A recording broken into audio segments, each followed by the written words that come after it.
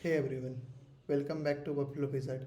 In this session, we are going to put what we have learned into action by creating our own table and adding some columns in ServiceNow. Remember how I said everything in ServiceNow is a record in a table? Today we will bring that concept to life by creating our own table to store blog post records. First, in the All menu, search for tables, then click on this option.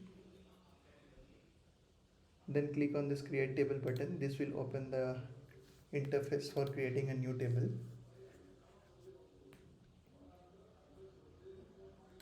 We'll call this table blog posts. Now let's add our columns. When creating columns, you will notice the type field. This field lets you choose what kind of data the column will store. You can select from options like reference for linking to other tables, string for plain text, HTML for rich text formatting, and many more depending on what data you need to capture. First up, the user column. We'll call this column user, save it.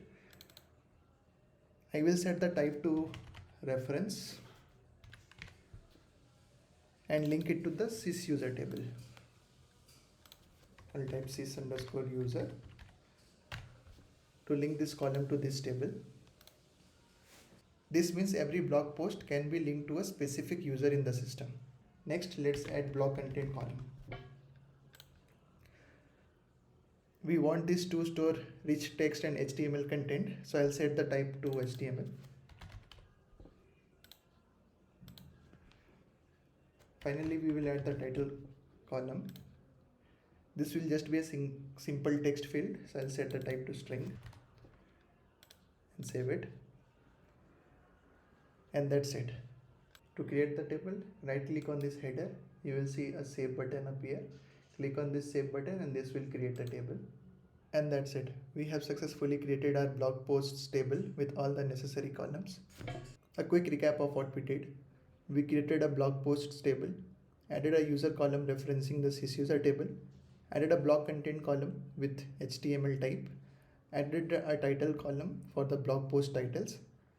In the next lesson, we will learn how to populate this table with data and display it in a user-friendly way. Stay tuned.